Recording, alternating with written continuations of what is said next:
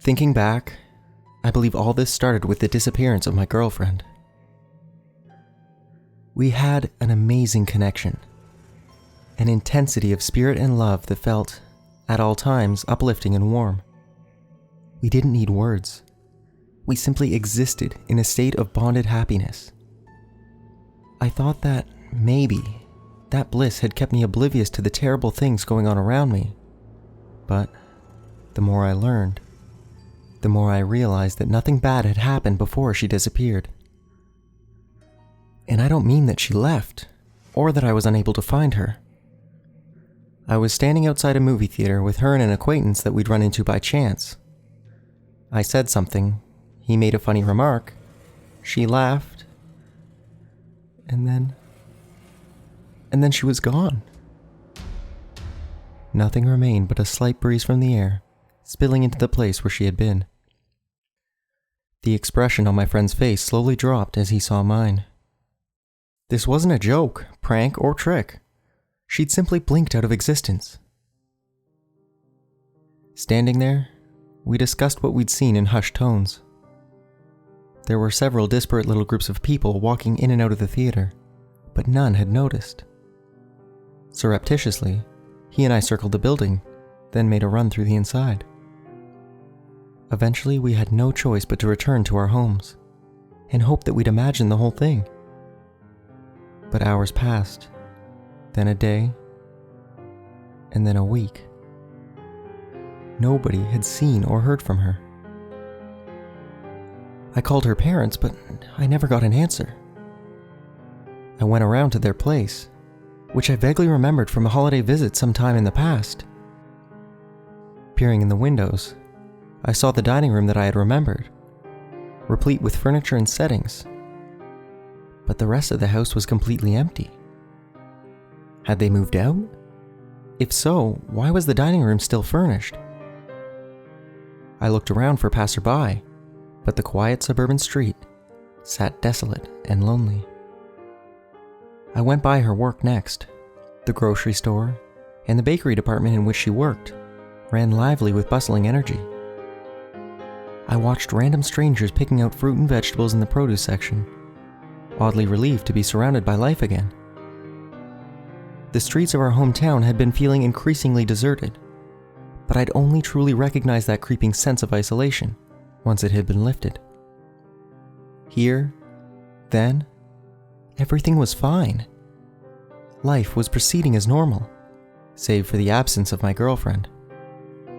As I'd feared, none of her coworkers had seen her. Beginning to grasp at straws, I headed for my work, hoping that maybe she'd called and asked for me. I arrived there already uneasy.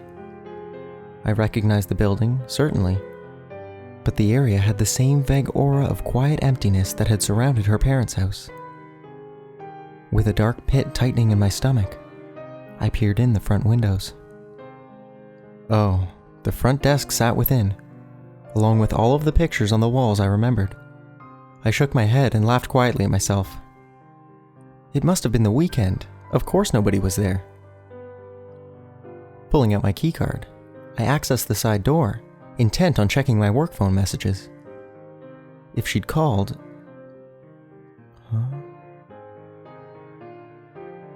Everything beyond the reception area was empty. Blank white walls stretched off into gloomy darkness. I couldn't understand it. I just met her here the other day, right here by the front desk. Where had my job gone? My cubicle, my coworkers? I tried to recall them, tried to retrace their faces and personalities. But I succeeded only in summoning hollow impressions and choppy experiences that felt incomplete and secondhand. Returning to the outside of the building, I stood in a daze, unsure what to do next. While I stood there, staring absently across the parking lot, I noticed a shimmer. The opposite building across the lot began blurring, wavering, and then it vanished. For some reason, I ran towards the phenomenon rather than away from it. I had to see something, touch something for myself. Coming to the space where it had been, I found a vast, cracked foundation, free of rubble and destruction, save for several pipes now furiously spilling water from their jutting ends. "Hey, you!" I shouted at a suited businessman at the sidewalk's corner. "Me?" he asked, lowering his cell phone. "Didn't you just come out of there?" I asked, indicating the exposed foundation where a building had just been. "Yup." "Well, where did it go?" I asked. "What do you mean? It's right there," he answered. The building that was here." He seemed confused. "There's never been a building there." "So what, you work in an unfinished foundation?" He nodded. "That's my desk, sitting over there." Indeed, a single wooden desk sat among the jagged bricks. "Then why are all the pipes shooting water all over the place?" I shouted at him. He shrugged. "Contractors cutting corners." Not believing the surreal conversation, I looked over at the building once more, noticed his desk was gone, and turned back. But the sidewalk sat empty before me. At that moment, the true weight of what had been happening began sinking in. I fought a rising panic and tried to think. I'd read stories about things like this. Horror, science fiction. There was always a way out. If only one could think hard enough. But, in my panic state, I couldn't recall the content of those tales. I did notice, however, that the businessman I'd just been talking to hadn't been cognizant of the changes, but my acquaintance at my girlfriend's disappearance had been. I had no idea where he lived, so I returned to the outside of the movie theater, hoping that he would notice strange things happening and put two and two together the way I had. I felt a brief surge of hope as I sighted him already sitting on a bench, waiting for me. "My house is a prop," he greeted me sadly, his head in his hands. "The people I know, if they haven't already vanished, seem only shadows of their former selves. It's like the memories and experiences are blinking right out of their heads. The same way buildings and streets are." "Does anyone else notice?" I asked him, sitting next to him on the bench. I chose not to comment on his overly loud despair and uneven tone. I talked to one guy who remained convinced nothing weird was going on, right up until he disappeared too. He shook his head slowly. For a time, we sat in silence, just thinking. Across the movie theater parking lot, one of several trees shimmered, wavered, and vanished. He glanced over at me, and I nodded, confirming that I'd seen it too. Another tree went a few minutes later, leaving a slight section of elevated highway visible. The highway blinked out of existence soon after. The entire sky, bright blue, white clouds, and burning sunlight, all began shimmering and wavering. He and I both straightened at the same time. "It's symbolic," he realized aloud, mirroring my thought. "Units of meaning disappearing one by one. How else could ideas, memories, and even the goddamn sky?" Hurricane winds blasted and buffeted us as the sky itself blinked out of existence, leaving only blank barren blackness overhead. "What could do this?" he shouted, gripping the bench. I shook my head. I had an idea, based on what I'd seen since she disappeared, but it was insane. "Do you think," I yelled over the loud winds. "We think, therefore we are, right?" I shouted. "I know I think. Do you?" "I think so," he yelled back. "Then we must really exist," I told him, hanging on. "That means there's hope." No more remained to be said. We clung to that bench for dear life as trees, cars, buildings, even the parking lot and movie theater itself flung off into the void, shimmering, wavering, and vanishing as they went. Once the air ran out, we began suffocating. But thankfully, about 15 seconds later, the concept of breathing went too. In muted, horrified relief, we sat like sentient corpses on an aging wooden bench on a small circle of sidewalk. All that remained of the universe. "Come on, please," I said without breath, without words. We had some time left. It wasn't quite the end. She appeared with a few minutes to spare. In the exact spot that she'd vanished, my girlfriend blinked back into existence, her arrival bringing a massive wave of restoration. A split-second sphere of ideation and creation brought everything we'd known back in a roaring moment. Running up to her through the dying breezes of renewal, I grabbed her by the shoulders. "You're back!" She smiled. "I can't believe it. I got back." "How long were you gone?" I asked, trying not to sound too panicked. "It took me a few minutes to fall asleep again. It was such a good dream. I wanted to come back more than anything in the world, but it's so rare to actually get back to the same dream." Even though I'd suspected, based on the fact that everything in our surreal existence had been based purely on her experiences and knowledge, the confirmation still hit me somewhere deep. Even as my very soul joined my panic, I forced myself to deliver the words I'd practiced while watching the world end. "Listen to me. I don't know if this happens often, or if this is an insane and unique thing in your universe. But," I turned and pointed at our acquaintance. "He and I? We're alive. We're actually alive. When you woke up, your dream started falling apart, but we remained, and we experienced every moment of it. I'm actually thinking. I'm actually here. And so is he."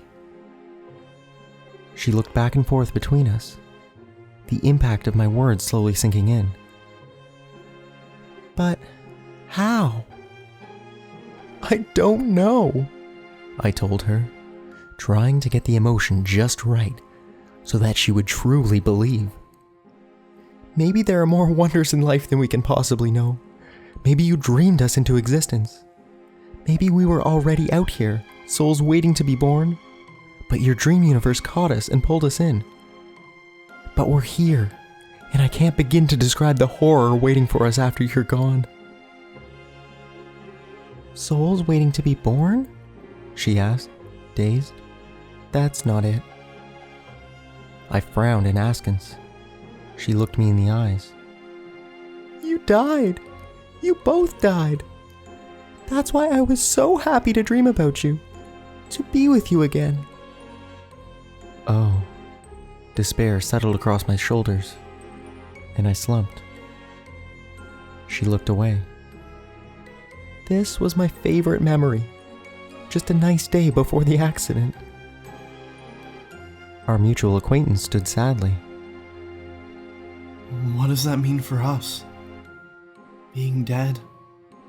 What are we? Is there anything you can do? She said nothing for a long moment, before an idea seemed to occur to her. "I just can't let go," she admitted aloud. "But maybe that means we can all be together again." She looked at the both of us in turn. "Hold out. I'll be back." She blinked out of existence. We waited there for hours, a day, a week. I wondered at the difference between our reality and hers.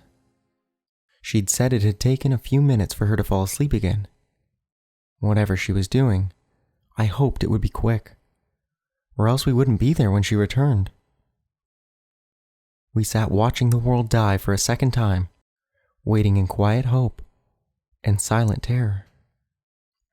I had the distinct fear that she would return to a similar dream, a universe of the mind that looked like ours, that she believed was ours, but which contained a version of the two of us that wasn't us. Just facades, just dream figments faking life. We'd become merely slivers of ourselves, bare consciousness and fear, by the time she returned. In a flash, all creation blinked back into existence. Somehow stronger this time. Brighter. "I won't wake up again," she said with a smile and happy conviction. "I made sure of that." I took her hand. "What did you do?" "I took a ton of sleeping pills. We'll be together forever now, one way or another." My friend came up alongside us. "You did that for us?" She nodded, excited. "See, I told you," I said to him. "You've got to live the role, be the role, even when they're not here. That's the only way they'll believe you enough to do something drastic. They can usually sense our hollowness, like a stain on their mind. The only way to avoid turning it into a nightmare is to become one with the dream." "What are you talking about?" she asked, confused. He grinned widely. "I guess you were right. Go ahead. You won." I matched his grin with one of my own, only wider and hungrier. "You're not them!" she screamed, realizing her mistake too late. She pulled away, but I had her by the wrist and by the soul. Her weakened body wouldn't be able to protect her mind much longer. "Let me go!" "Oh, it's far too late for that," I told her, licking my metaphorical lips in anticipation. The feast was as enjoyable as any other dreamer I'd eaten, but it was made all the sweeter by the chance to further employ my acting chops. Sitting up, I tested out her limbs one by one, and then spoke aloud, listening to the various sounds of her voice. It would be a challenge convincing others of her purely physical species that I was one of them, but I was more than up for it. For the first time in eons, I was actually excited. Excitement had almost become an unfamiliar sensation, but it was certainly warranted, and this was certain to be the role of a lifetime. Specifically, her lifetime.